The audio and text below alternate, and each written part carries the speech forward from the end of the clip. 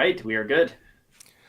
All right, what is up, everybody? This is Andrew Kim, the Parlay Doc, along with my buddy Matt Modai here for Sweat the Bet, brought to you by OddsJam.com. So today we got, obviously, March Madness is kicking off, but today we're going to be talking about a few things, a lot of NFL free agency news that's been going on. So we're going to be talking Tom Brady and his unretirement. We're going to be talking about Aaron Rodgers a little bit, some Desean Watson news. The Jags went on a spending spree, so we're going to talk a little bit about the Jags. Other, juicy trades of like what could happen with what's going to happen with Baker, with Jimmy G. So we're going to be basically covering NFL free agency for the most part. And then, we'll definitely hit up our best bets for a very slim NBA slate tonight with just one game. So we'll kick off the show with our usual routine of sweat or no sweat. So obviously, in the spirit of March Madness, I'm going to start off the sweat or no sweat with this, Matt. So, all right, sweat or no sweat. This is the year. This is the year where even though the odds are 1 in 9.2 quintillion, someone out there is going to nail the perfect bracket and win one of those ridiculous prizes we always see on these sports books. We're like, have the perfect bracket, win $1 million. Have a perfect bracket, win $5 million. This is the year someone's going to crack the 1 out of 9.2 quintillion odds, and they're going to do it. Sweat or no sweat? Oh, I love it. I got to go no sweat there. It's got to happen. I mean, it's statistically improbable. Out of all the brackets every year, no one's got a perfect bracket yet. I think that's a no sweat. I love it. It's going to happen this year. I mean, we already got one of the biggest upsets that people have predicted so far with Richmond over Iowa. I'm sure plenty of people had that. Everything else has pretty much gone chalk. So I love it. No sweat. I love it. Got it. Well, unfortunately, I'm not one of the ones since I already had, Colorado State, and I think I did have Iowa. Oh, I lost the first game. I had Colorado State beating Michigan. So I will not be one of those people. But no, me either. I think it'll happen. You have faith. Got it. Yes, absolutely.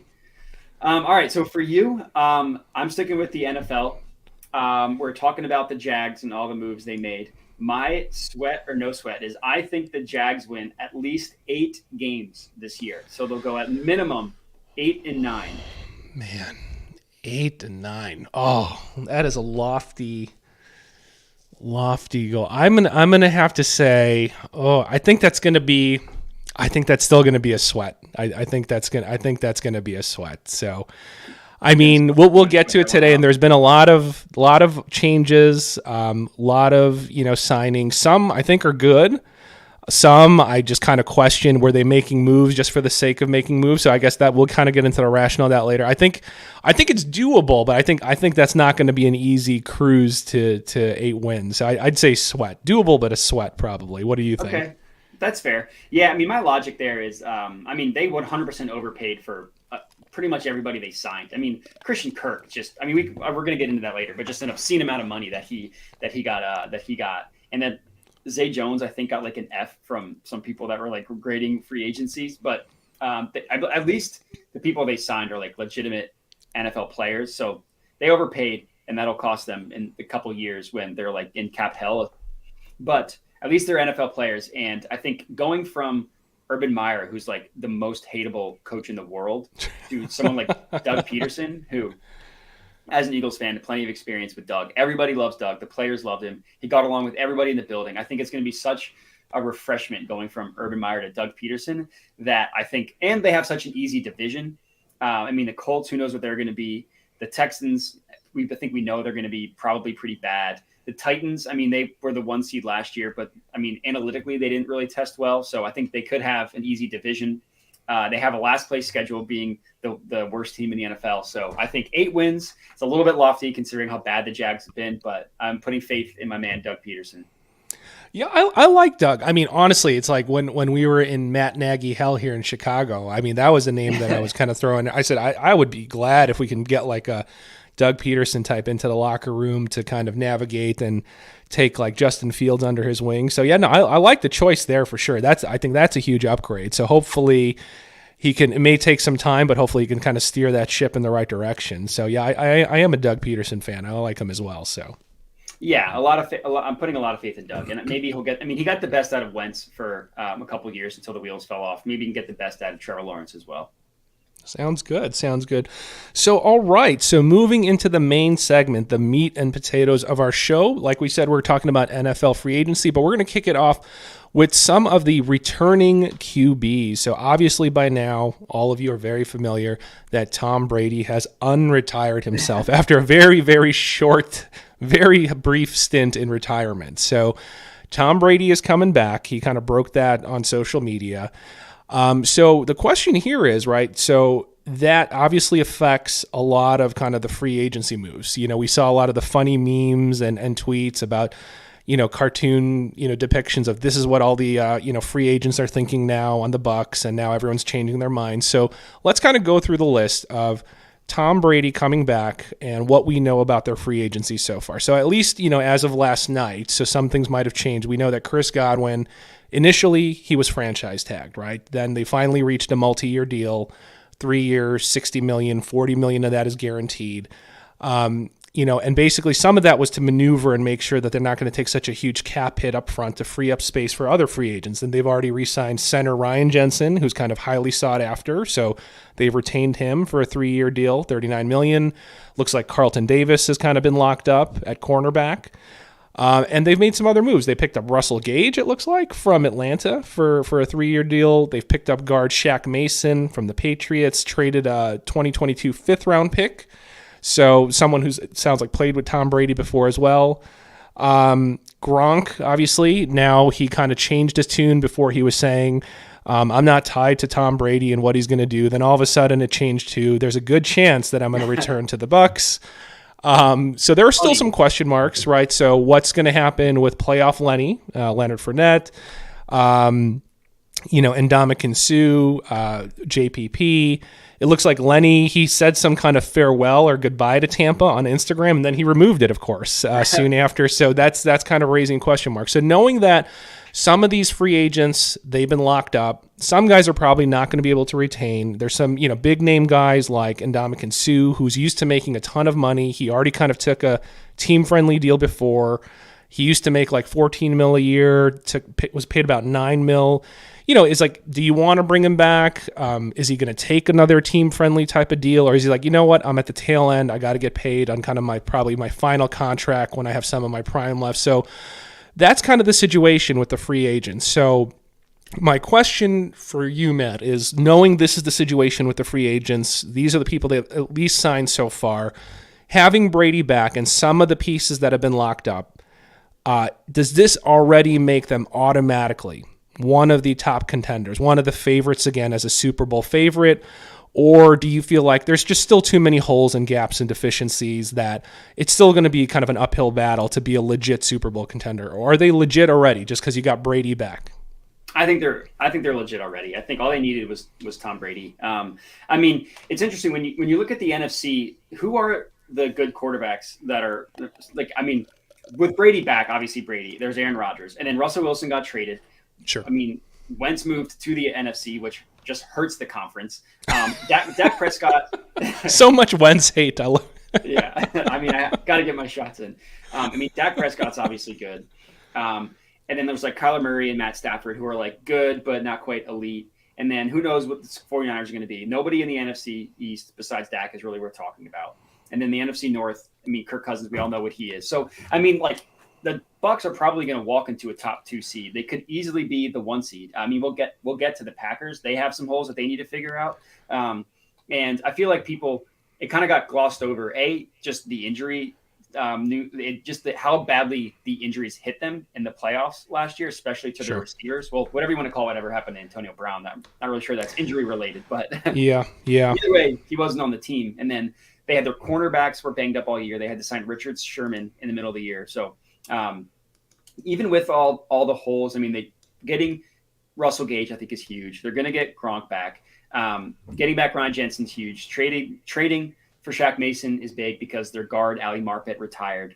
And really, I mean, all you need is Tom Brady, and you're going to win 12 games. And then at that point, I think you're automatically a Super Bowl contender. And there's nobody in the NFC. We'll see what happens with Desean Watson. Maybe if he goes to Carolina, but it's not looking like that. Or if he goes to New Orleans, maybe they could be a contender. But overall, I just don't think that there's anybody that you can really say, aside from the Packers, that are guaranteed to be one of the elite teams in the NFC next year. What do you think?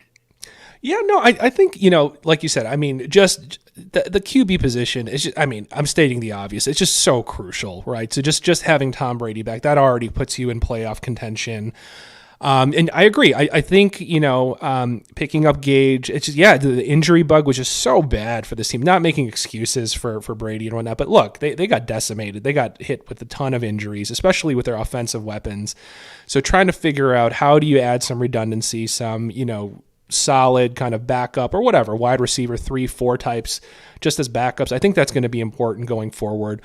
So yeah, I think they're automatically got to be in the playoff talks, one of the Super Bowl favorites. The odds actually reflect that. They were at like 20-1, and they got smashed to like 10-1. I'm not sure where it's at now, but basically the odds got smashed and cut in half as soon as Brady made that announcement. So even, sports books are adjusting it accordingly. So I think that, it'll be interesting to see, like, what do you do, though, like on the defensive side, right? Because part of that formula in that Super Bowl run was just that insane, the pass rush, the pressure on the QB. They made Mahomes run around a couple miles running for his life, right? So do you shell out, right, for Ndamukong Suh? I mean, he's been solid. He's been reliable. He's kind of been the spiritual leader kind of there, being the captain on that side almost.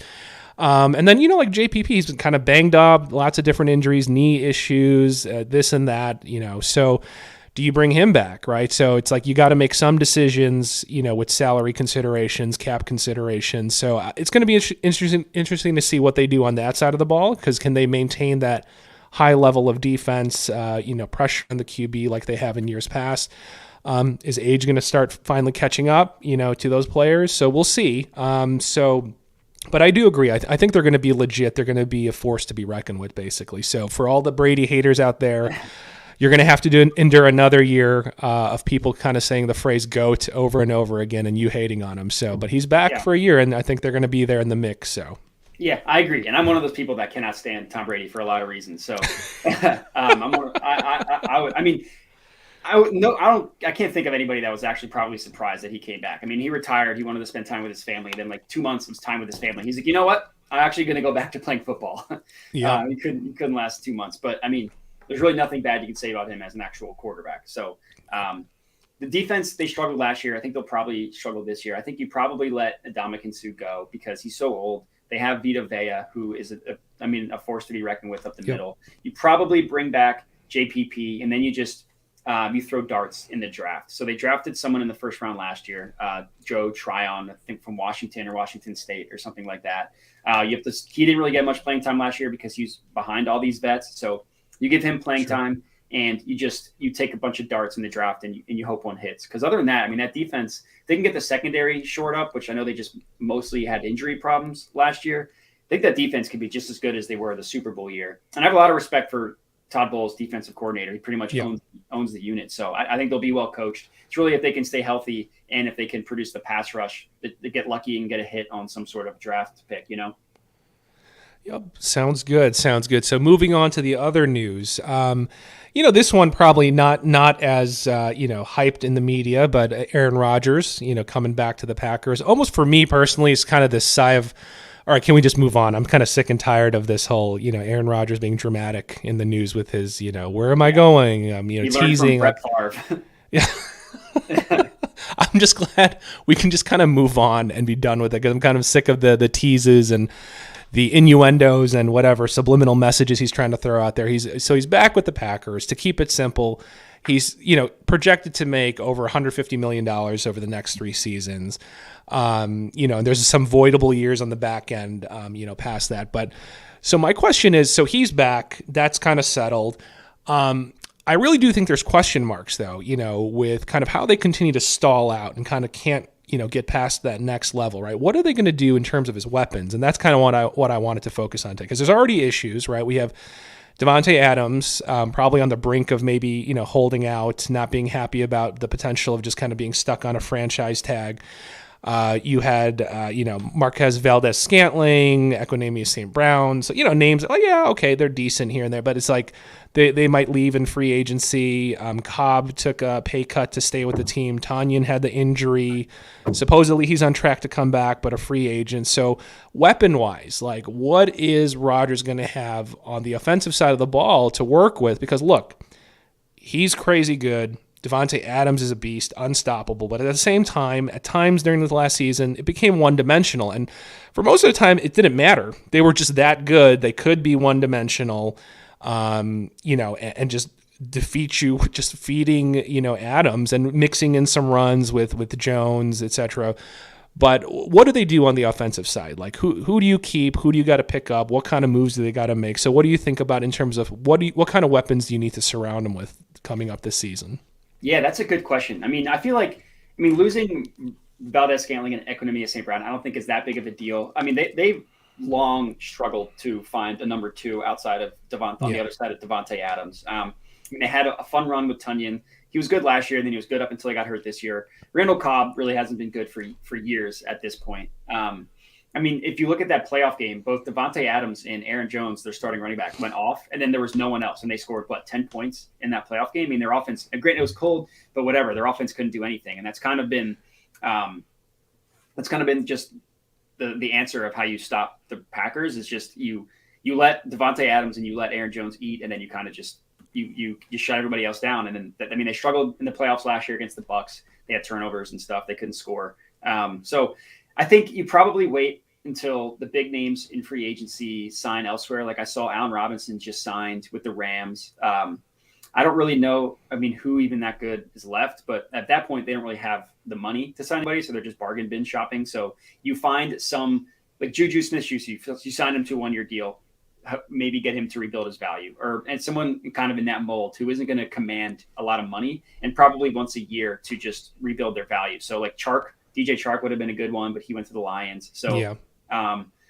I don't know. They think they'll have a good running game with Aaron Jones and with A.J. Dillon, assuming they can bring Devontae Adams back. Obviously, he's the best receiver in the NFL. So sure. And they drafted a guy, I forget his name, from Clemson last year in the second round, who maybe they'll hope can take a step up. And then they'll probably, I don't know. The Packers have been so weird with their drafts where they've never drafted someone on the offensive side of the ball in Aaron Rodgers' career in the first round, except for Jordan Love. The one time they did it, they took a quarterback. Yeah. So maybe this will be the year. It's a good receiver draft. So, but I don't know. They don't really have the money to get anybody else, Yeah, no, I think you're right. I think, and when I was looking at it, that's the thing that stands out the most is just that there's not a lot of flexibility. There's not even that much left out there. So yeah, I've been so busy at work today, I didn't even realize that, Allen Robinson is already kind of picked up as well. So if he's off the market as well, there's not a ton out there. So yeah, like you said, it may just be like, one of these kind of unsung heroes. It's almost like the Patriot way where they find someone to step up and pick up someone in the draft, or, someone from last year has to kind of step up into another number 3 slot or something and kind of go off mid-season. But it is concerning. And I think that's where, I can see, history just repeating itself, that, they're kind of this strong regular season team, solid enough where literally Rodgers and Adams are good enough to just beat the teams you're supposed to beat. Then you get to the postseason and you hit a wall and you kind of stall out because you're too one-dimensional. Just exactly like you said. You stop the run with Jones. You live with that. You prefer them doing that versus being beat by the deep ball with Adams, and then that's it. And then no one else is stepping up. So I could see them really kind of stalling out and struggling, unlike the Bucs, who probably have more weapons and variety that they can work with going deep into the postseason. So, yeah, I don't know. They still have Alan Lazard, who I think is fine. Like, he was kind of hurt last year. I think he had the sports hernia. I don't think he's terrible. And the defense was sneakily pretty good last year, especially considering they had their two best players, Za'Darius Smith and cornerback Jair Alexander, hurt most of the year. So I think they might actually have a good defense. But yeah, you just got to find some weapon on the other side of Adams to scare the defense. So that way, but like you said, what's happened in the postseason, pretty much every year in Rodgers' career, he hits the wall when a defense can just shut down what you do best, and they've never had a second answer to that. Yeah. So moving on, this part will be a little brief, but Desean Watson, obviously, he just continues to be in the news. Obviously, little by little, there's less and less teams that are in the mix, like now with the Bucks, who were kind of rumored to be in the mix. Now with Brady coming back, they're no longer in the talks, obviously. So it seems like it's kind of narrowed down to a few teams. The Falcons, Saints seem to be one of the front runners, possibly Browns, Panthers. So of the teams that are kind of still in the mix, there's all these rumors swirling around. Desean Watson, my simple question for you on this topic is this all just talk and kind of, this show of people saying we're looking at all options, we're going to even explore Desean Watson to kind of appease their fan bases? Or do you think one of these teams is really going to pull the trigger and one of them is actually going to make a trade and pick up Desean Watson? Or is this all just kind of going through the motions at this point? Oh, it's a good question. I think he's going to get traded. It depends on the nature of your fan base, but I know I'm pretty well versed with Eagles Twitter, and nobody in Philadelphia wants anything to do with Desean Watson. They just don't want to touch it. So I feel like depending on the fan base, I feel like a lot of fans don't want the team to get him. They just don't want to deal with the headache. They don't want to root. I know he was cleared of all the legal troubles. Now it's all just civil suits and all that stuff. But I don't think anybody wants to root for a guy that has that type of the track record. You get over it. Everybody forgets with Ben Roethlisberger like 15 years ago, whenever that was. Everybody forgets, but I think it's legit. I feel like the Falcons make sense because that's his hometown team. I could see him wanting to come home. I don't know what you do with Matt Ryan in that point. Like, I don't know who's going to take that contract. Sure. I heard the Seahawks might be a possibility there, which would be funny. It'd be weird. But to me, I think it's between the Saints and the Panthers. I think that Matt Rule knows that he needs to do something or else that he's going to lose his job. And I think that Sam Darnold's clearly not it. They can't re-sign Cam Newton again. And I think that team is a quarterback away from being really good. The Panthers, they have good receivers. They have a good defense. I think the Saints seem to be the favorite. I heard that he met with them again, and he seems to be the favorite there, just based on like what the reporters are saying. But for me, I think the Panthers are the team that's desperate enough to make a move and give up a zillion draft picks for him. So conspiracy theory is Sean Payton's reason for walking away. Is he saying, hell no, I don't want anything to do with Desean Watson because I know they've made up their mind? Oh, I like that. Although Sean Payton does not seem like the type of guy who would want nothing to do with Desean Watson. So I think if he had known they were going to get him, he would have been like, all right, hell yeah, I'm in. I'm back in. I'm not retiring anymore. All right. Well, no, I agree with you. I think someone's going to be desperate enough and someone's going to want to save their job and kind of make like a groundbreaking move just to kind of shake things up. That, yeah, I agree. I think one of these teams, they're just going to be like, we got to do something, and we're going to do it for the sake of just giving it a shot. So I agree with you. I think it will happen. It's just going to be interesting to see who's going to take that risk and kind of deal with all the PR nightmare and just, then the ridicule and criticism. And obviously they're going to say, well, we got to show grace, forgiveness, and they're going to spin it in this kind of narrative and make some sappy commercial. And yeah.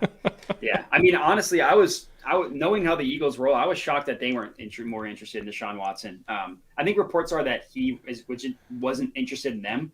So at that point, it's like, well, no, I'm breaking up with you before you break up with me type thing. I'm not, like, you're not firing me, I quit type thing. But yeah, I think it comes down to some team that's desperate, and they have the draft capital and they have the team around Watson knowing that they can win and just trying to save their job. So my official prediction, I'm going with the Panthers. What do you think? Oh man, I'm gonna roll with Saints. I'll say Saints. Saints are going to be desperate enough that they'll go with that. So I'll say Saints. You say Panthers. We'll see what happens then. Yeah, I'm staying in the NFC South regardless. Yeah. All right. Moving on to kind of the next big topic are the Jags. Like we kind of said earlier on today, the Jags went on a spending spree. So they signed 7 players in the past week to contracts totaling a whopping $259.5 million with $155.25 million in guarantees. So they just said, screw it. We're going to just kind of have to rely on free agency, sign a bunch of people. Not going to list every single one, but some of the big ones here. We mentioned Christian Kirk, had, guaranteed money of about $37 million, now making him the NFL's 9th highest paid wide receiver. So, hefty price tag there. Then you get guard Brandon Sheriff for $30 million. So that one, I think most people don't disagree. That was a good acquisition. Other teams are going to go after him. Excellent in run block, interior pass blocking, one of the best options out there for offensive linemen. Then you get some other ones that are kind of like you get Foye Olakun for $28 million. They got Darius Williams, Zay Jones, like you mentioned, which people are just kind of shaking their heads a little bit, $14 million. Zay Jones, never more than 56 catches. His career catch rate is 55%. So you get tight end Evan Engram. So these were some of the guys that they signed with that whopping deal of money. All of those players will be either 29 years or younger when the season begins, minus Sheriff, who'll be 30 years old. So your initial thoughts, because you were talking about in sweat or no sweat about hitting, 8 wins. So it sounds like you have a glimmer of hope that some of these were enough to make a difference. So what are your just initial impressions on just kind of the massive wave of free agency signings that they did? Yeah, it's interesting. They needed to do it. I feel like they've just been so bad for so long. They've had one winning season in 10 or 15 years. I forget the exact stat, but ever since pretty much David Garrard retired, they've been just picking top 5 in the NFL draft. So I think they just needed some just semblance of even mediocrity, which they had, when they went to the AFC Championship, they had an absolutely loaded defense. And then 2 years later, they just traded everyone away. So I don't think that they'll have sustained success. I think that they're just a joke in terms of ownership, and Trent Baalke doesn't really have a lot of positive reviews as a GM. But I feel like this year, just getting enough just professional football players, unlike what they were trotting out last year, and they're having a head coach who isn't a complete scumbag in Doug Peterson, and just the hope that you get a bump in a year or two from Trevor Lawrence, I think could be enough to just make them fine. I don't think they're going to be good. I certainly don't think they'll if they make the playoffs, maybe they make it out 8 and 9 in a down year or something like that. But I don't think they'll ever be good anytime soon. But I think they'll be fine, which is exactly what they need, at least at this point in time. Just be okay. Okay. So let me ask you this. Another take, kind of mentioning Trevor Lawrence, right? I think everyone kind of, I think there was a mixed bag, right? People had such lofty expectations of how he's going to be coming in. Obviously didn't live up to kind of these lofty expectations, the hype, but also kind of got a pass, right? It was just a train wreck there, right? Yeah. So let's say you don't hit 8 wins, right? Let's say you get a couple wins and you almost get similar results as last season, even with all these moves, changes in coaching. Do you see that as he still gets a pass because there's just so much in flux? This is almost like year 1 of rebuilding. Yeah. Or would you say with the moves that were made, you expect them to hit about 8 wins? And if you don't hit 8, then Trevor Lawrence truly, even though it's still early on, that concerns you that this is really kind of a bust and he's really never going to be what he was in college. Yeah, I think you give him a pass. I think everyone's going to have the argument, it's a second offensive system in his second year in the NFL. He's a young player. He didn't have the consistently of returning to the same offense and stuff, new coaching staff. Every excuse that's made out there in the world whenever a young quarterback struggles. So I think he'll get a pass. I think he'd have to be Jared Goff rookie year level bad in order for people to really start thinking differently. So yeah, I think if they win 4 games, that's kind of for the Jaguars. Of course they're supposed to win 4 games. I think that'll go more on coaching and ownership than it will Trevor Lawrence. Just people thinking that's a broken franchise, which I'm not necessarily disagreeing with. So no, I think he would, like I said, he would have to be historically bad for people to start turning on him. Even though he was pretty bad last year, he just, like you said, he got a pass because Urban Meyer just ran such a clown show his 1 year, not even a year in Jacksonville, that people were kind of what'd you expect? Yeah. No, I'd say I was one of those folks. I was a little disappointed, but at the same time, after watching them for a few games for a part of the season, I'm like, I think a lot of it was just the scheme, the personnel. I mean, so I kind of fell into the camp of we got to give this guy a pass, and we'll see what happens this year. But like you said, I mean, it's so early on, a ton of changes. They're basically starting from scratch, so it's still gonna be probably a rocky road this year. But we'll see. I mean, but I'd like to see some progression, even if it doesn't translate to wins, right? But just whether it's, his completion percentages, just his composure under pressure. Like, I want to see some progression this year, even kind of intra-game improvements, even if it doesn't necessarily translate to wins per se. But we'll see how things go. Hopefully it's just a better environment for him as a young quarterback. So yeah, exactly. I hope that they're okay, because I'll root for Doug for the rest of my life, for bringing the Super Bowl to Philly. So I hope he does well. I'm rooting for Doug. I mean, I don't have high hopes, like I said, sustained success, but maybe a fine year. They win 8 games. I think everybody will be happy in Jacksonville for that. Sounds good. Okay, last minute, just quick hitters. So we still got, some names out there that people are talking about. So, remaining big moves, potential trades, free agents. You have the Jimmy G situation, what's going to happen with Baker and his weird cryptic messages recently. So what for you with the remaining pieces that are left in terms of potential trades, potential free agents that still need to be picked up, which scenarios are the most intriguing to you right now in terms of what you're most interested to kind of see, what gets finalized? Which players are you kind of tracking the most at the moment? Yeah, I think aside from the quarterbacks, which is the obvious one, I think I'd love to see where Juju Smith-Schuster goes, because he was so good his first 2 years, and he's kind of been disappointing ever since. So I'm kind of interested to see, was he just only good because he was on the opposite of Antonio Brown and he just wasn't getting any coverage on it sent his way? Or is it just because, when you look at his quarterbacks, he had Big Ben, the corpse of Big Ben the past 2 years, and then whatever they're trotting out Duck Hodges the year before that. So is it just it's just because of the quarterbacks? So I'm interested to see where he lands.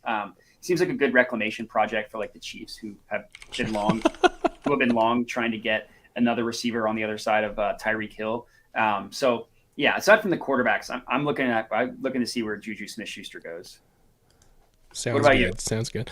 Yeah, I'm just kind of fascinated to see, what happens with Garoppolo. I mean, there's a handful of teams in the mix, so, I'm wondering, is Cleveland going to be a landing spot? I'm also kind of interested to see, what needs to be done to kind of even make some of those moves. So, back in the day, when the Patriots had him, and, he kind of held his own when Brady was injured. Like I said, I think I mentioned in a previous episode, as a Bears fan, I was like saying, God, if we could just get Jimmy G, that's going to solve all our problems. And, now kind of seeing what played out, I'm like, maybe we dodged a bullet there. And, I still, I don't think he's a great quarterback. I think he probably is kind of that like journeyman quarterback or really good backup kind of role. But I'd like to see. I'm still kind of curious because I lived in Boston for about 5 years. So I happened to live in Boston during this like glory period where the Red Sox won,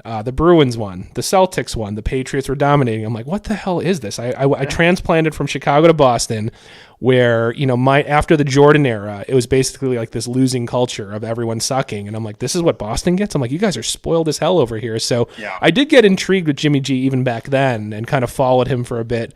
From when he got shipped off from there.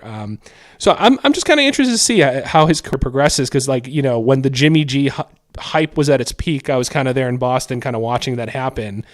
So I'm curious to see what happens with him. We'll see how it plays out. So. Yeah, I think my prediction this whole offseason has been, or ever since I guess the Colts traded Wentz, I think he's going to Indianapolis. I think everybody hated Wentz in Indianapolis. I think Jimmy G kind of stinks too. I think that he held the 49ers back. Yeah. Everybody seemed to love him. All his players, they rode for him. The coaches loved him. Everybody only had positive things to say. When you compare that to Wentz, who everybody hated, I think the Colts just want some sort of like, all right, can we just get a quarterback that people actually like, and then we'll go from there. So, because that Colts team is ready to win. So I think Jimmy G, I think he's going to the Colts. And Baker Mayfield, I'm interested to see. Reports came out today. I don't know if you saw this, that he requested a trade. He did. Okay, he actually formally. Okay, got it. Officially requested one. So I could see Seattle trying to take a chance on Baker. I could see that making sense. If Desean Watson doesn't go to the Saints, I could see them taking a run at Baker, but we'll see. I think, the quarterback, the mediocre quarterback carousel is the most interesting part of the NFL offseason. Man, Baker in Seattle. I could see tons and tons of rollout interceptions with deep balls happening there. Ball slips out of his hand because it's a little slick there. Yeah. Because the temptation will be there, right? With the deep threats you have with those weapons to just constantly roll out and just sling it like he wants to. And I could just see tons of interceptions happening there, but we'll see. We'll see. So, all right. So moving on to the one sole NBA game tonight, the Detroit Pistons versus the Orlando Magic. And, I know we already passed our segment. I'm going to give you a quick one. Sweat or no sweat, this will be the lowest rated NBA game of the entire season, given the fact that we're starting with March Madness today. Yeah, that's got to be a no sweat. Maybe if it was a better game, people would watch, but I can't think of one person outside of Orlando or Detroit that is going to watch this game tonight. Yeah, so I'm telling all you viewers out there right now, if you're actually hardcore watching this and betting on this game, you probably have a problem. So Call 1-800-GAMBLER. you're in the same boat as me and Matt here. If you're betting on this game, you probably have a semi-problem because that's probably the most unattractive game on this entire slate of sports days. Yeah, which I did bet on this game, I will admit. So no judgment here. We all have our own problems. So why don't you kick it off, man? What do you got for us on this probably potentially very ugly game? What bet do you have going for this one? Give me Detroit money line. They keeping it simple, huh? Detroit money line. Yeah, they've been a covering machine the past couple of weeks, which is funny because they lose every game, but they've been covering. I think they finally get a win. I'm taking Detroit money line. I posted it on Twitter earlier today. It was a plus EV play. The odds have shifted pretty against them in terms of just favorable odds, but I'm still taking Detroit money line. Detroit money line. Okay. All right. Ugly game, picking an ugly winner. Sounds good. Good. All right. So for me, I haven't looked at Twitter, obviously, since our show began, but I'm still kind of waiting to see some Wendell Carter news. And if Wendell is out, I'm going to try to, if they announce that he's not playing because of that ankle issue, then I hate to say this, but I hate betting on this guy. I would probably go on Mo Bamba's over on rebounds, and he has not been covering that very well.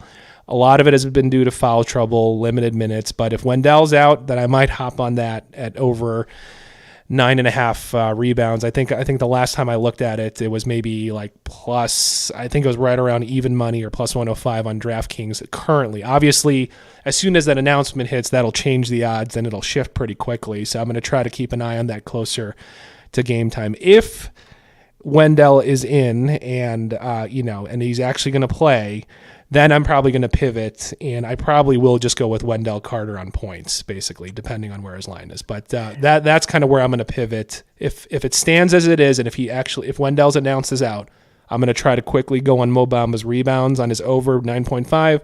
If they announce Wendell is in and they open up his lines, I'll probably go with Wendell points because he's been pretty consistent with scoring, and I'd expect with Detroit's pretty terrible defense overall as a team that he's still going to find his. In a team that's ranked like 23rd in points allowed per game, basically, and not great at guarding kind of, power forwards, bigger men. So I would roll with Wendell points, even if he's got an ankle issue. So. Yeah, well, breaking news, he is actually out tonight, so it looks like it's okay. So as soon as this episode ends, I'm going to try to roll on Mo Bamba's over on rebounds then. So that's what I'll be rolling with for my bet for tonight on this ugly, ugly, ugly game. Let me reiterate, it's probably going to be an ugly game, guys. So I like it.